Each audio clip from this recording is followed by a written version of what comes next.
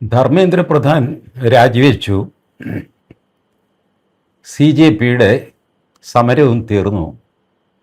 ജന്തർ മന്ദറിൽ നിന്ന് എല്ലാവരും പിരിഞ്ഞുപോയി.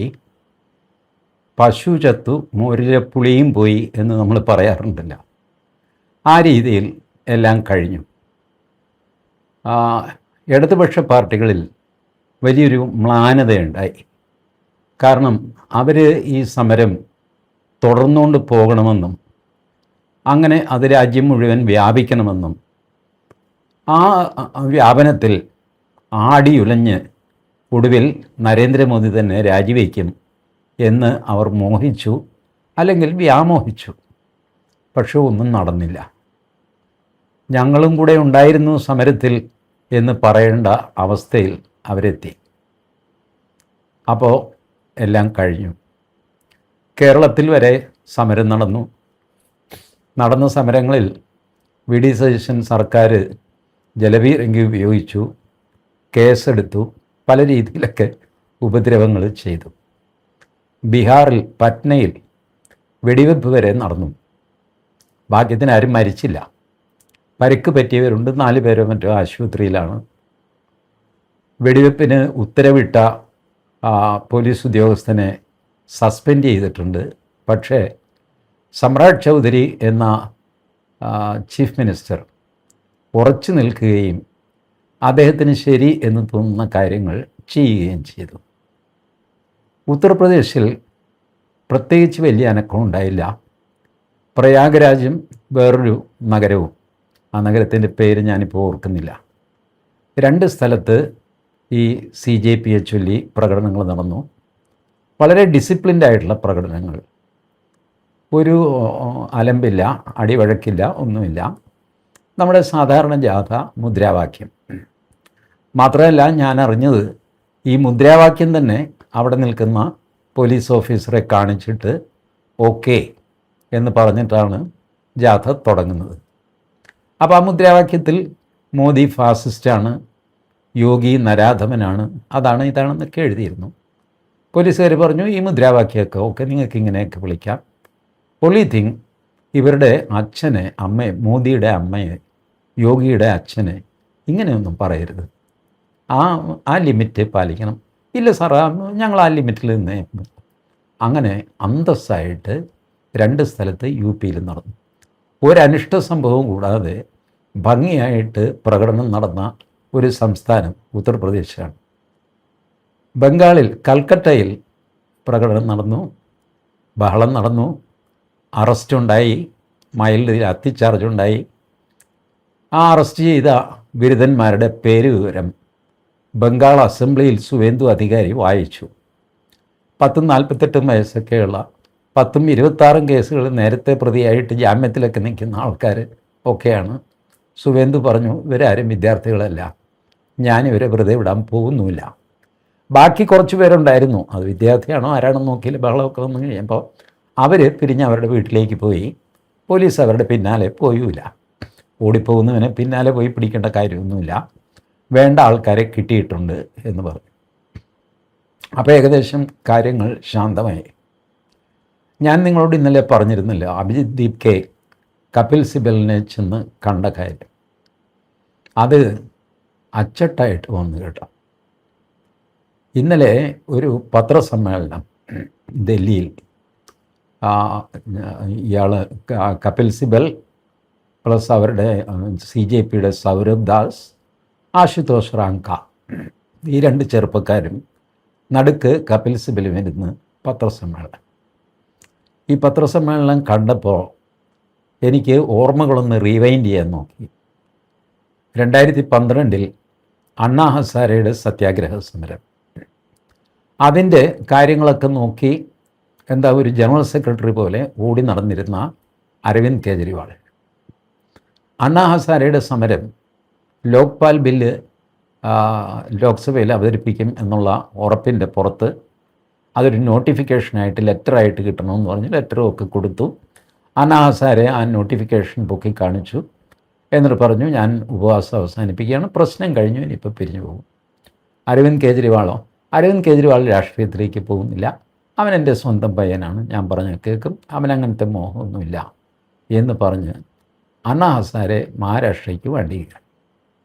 അരവിന്ദ് കെജ്രിവാൾ വിട്ടില്ല. അരവിന്ദ് കെജ്രിവാൾ ആം ആദ്മി പാർട്ടി എന്നൊരു പാർട്ടി രൂപീകരിച്ചു. അപ്പോഴത്തേക്ക് അരവിന്ദ് കെജ്രിവാൾ നല്ല പോപ്പുലാരിറ്റി സ്വരൂപിച്ചെടുത്തു കഴിഞ്ഞിരുന്നു. അരവിന്ദ് കെജ്രിവാളിൻ്റെ ആം ആദ്മി പാർട്ടിക്ക് ആദ്യം 1 കോടി രൂപ സംഭാവന ചെയ്തു. ആര്? നമ്മളുടെ അഡ്വക്കേറ്റ് പ്രശാന്ത് ഭൂഷൺ ഉണ്ടല്ലോ, സീനിയർ അഡ്വക്കേറ്റ് സുപ്രീം കോടതിയിലെ. പ്രശാന്ത് ഭൂഷൻ്റെ അച്ഛൻ ശാന്തിഭൂഷൺ. ശാന്തിഭൂഷൺ പണ്ട് ജനതാ പാർട്ടി സർക്കാരിൽ നിയമമന്ത്രിയായിരുന്നു. അതിനു മുമ്പ് ഇന്ദിരാഗാന്ധിക്കെതിരെ രാജ്നാരായണന് വക്കീലായിരുന്നു ശാന്തിഭൂഷൺ. ഇപ്പോൾ ശാന്തിഭൂഷൺ ഈ തിരഞ്ഞെടുപ്പ് കേസ് ഹൈക്കോടതിയിലാണ് വിചാരണ നടക്കുന്നത്. മറ്റെല്ലാ കേസിൻ്റെ വിചാരണയും താഴെ മജിസ്ട്രേറ്റ് കോടതിയിലോ സെഷൻസ് കോടതിയിലോ ഒക്കെ. കൊലപാതക കേസാണെങ്കിൽ സെഷൻസ് കോടതി, അല്ലാത്തതൊക്കെ മജിസ്ട്രേറ്റ് കോടതി. ഇതാണ് നമ്മളുടെ നിയമ സംവിധാനം. പക്ഷേ തിരഞ്ഞെടുപ്പ് കേസുകൾ മാത്രം നേരിട്ട് ഹൈക്കോടതിയിലാണ് വിചാരണ.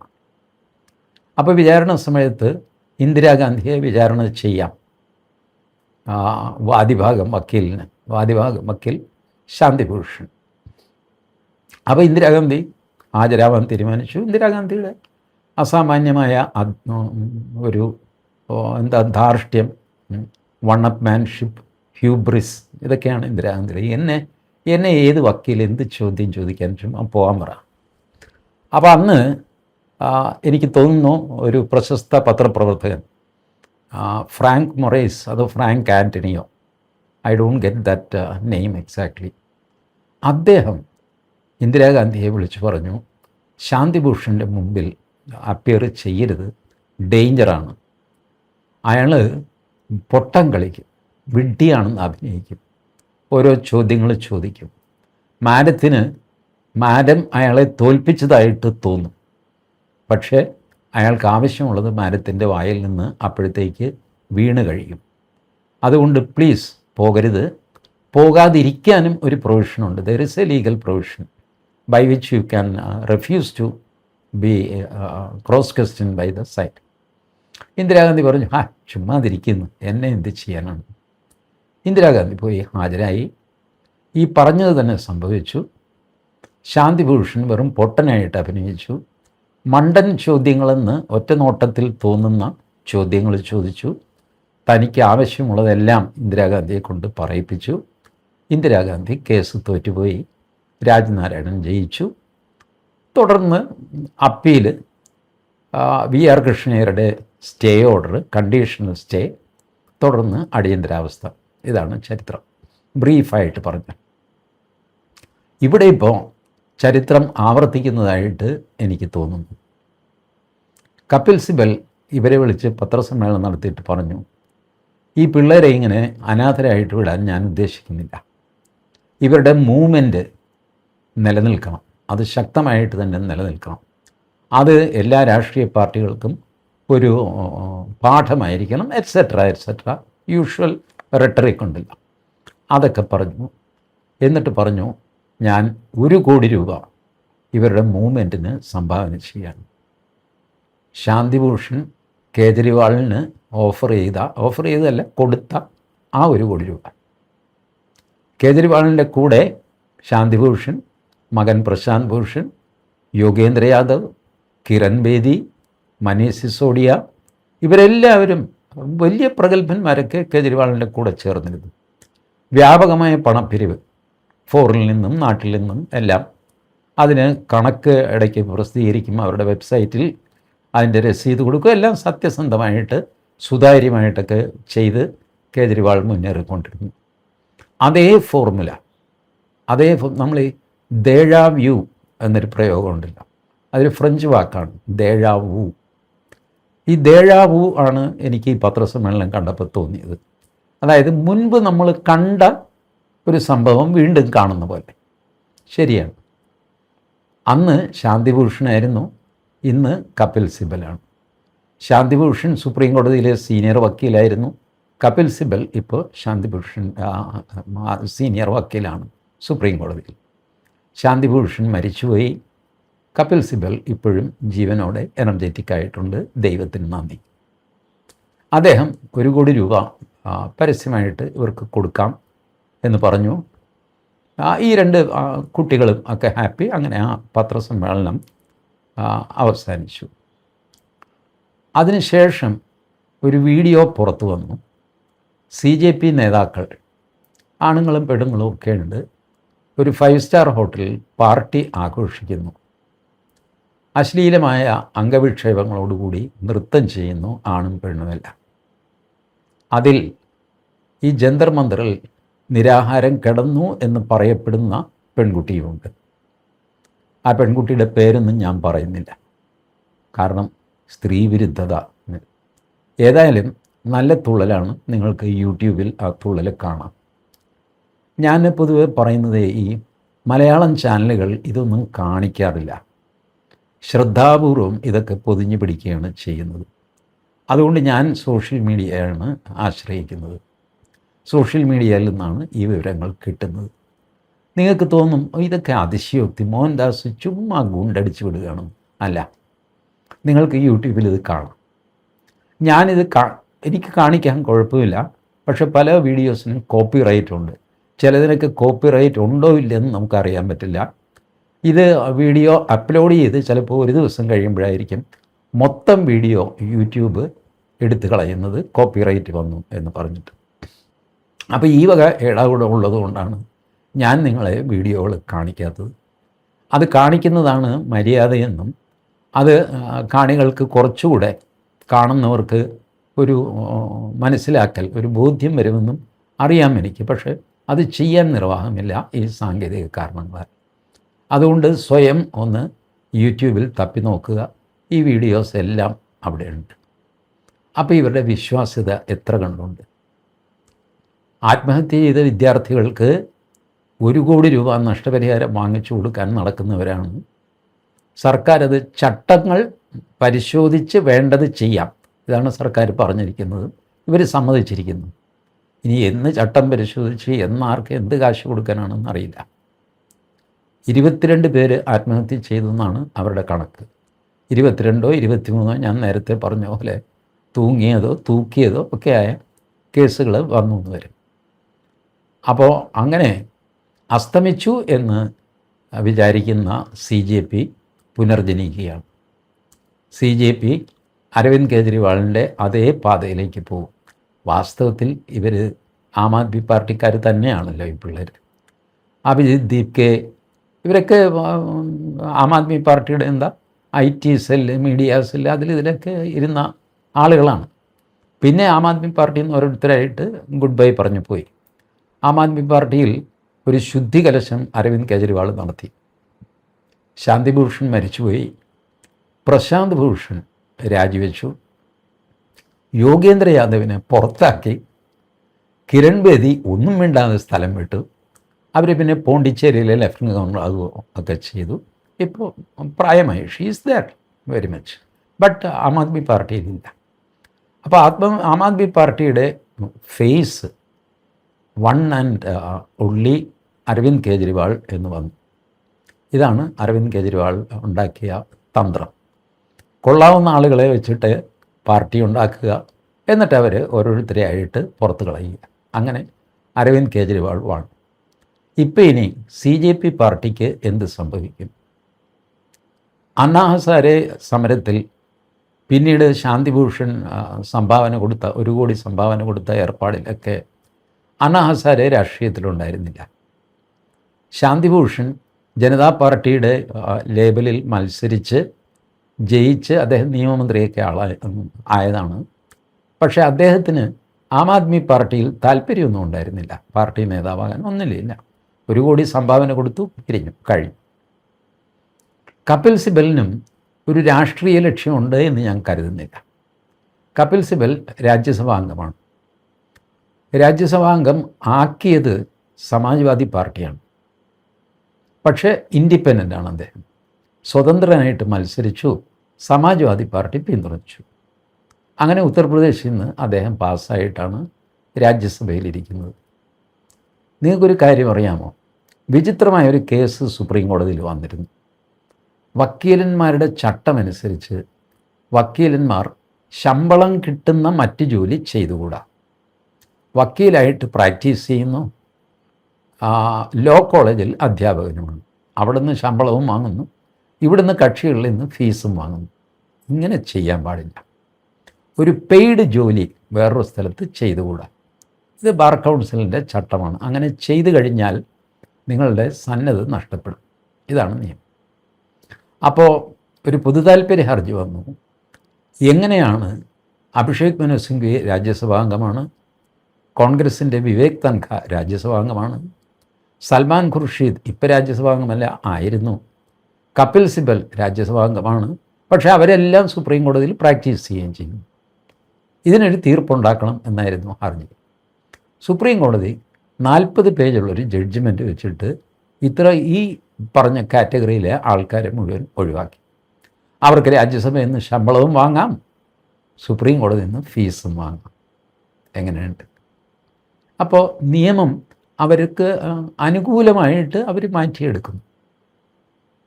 ഇപ്പോൾ കപിൽ സിബലിൻ്റെ പ്രധാനപ്പെട്ട ലക്ഷ്യം, ഈ പ്രസ് മീറ്റിൽ അവരത് തുറന്നു പറഞ്ഞു, രാജ്യമെമ്പാടും ഒരുപാട് കേസുകൾ സർക്കാർ രജിസ്റ്റർ ചെയ്തിട്ടുണ്ട്.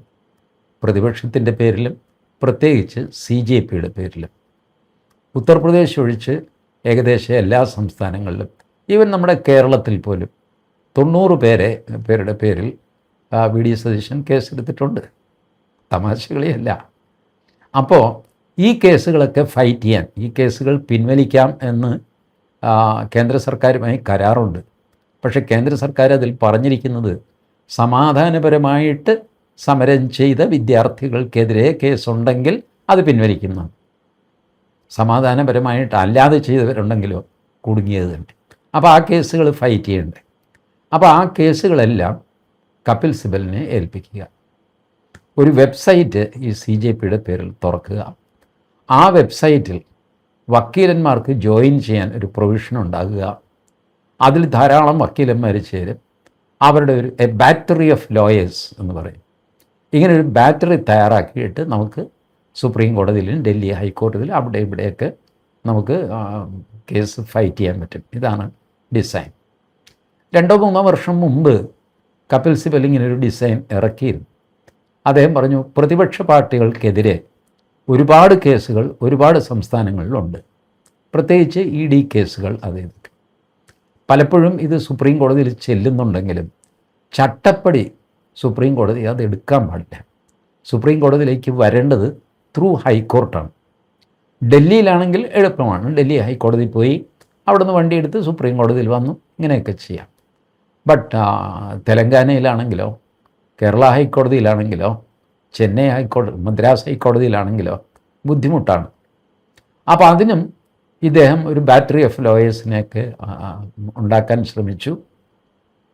കുറച്ച് പൈസയും പിരിച്ചു. എനിക്ക് തോന്നുന്നു അദ്ദേഹത്തിൻ്റെ ഒരു പ്രസംഗം ഉണ്ടായിരുന്നു, വലിയ വലിയ വ്യവസായികൾ 5 കോടി 10 കോടിയൊക്കെ സംഭാവന തന്നിട്ടുണ്ട് എന്നൊക്കെ പറഞ്ഞ് അതിൻ്റെ ടോട്ടൽ സുതാര്യമായിരുന്നു കേട്ടോ.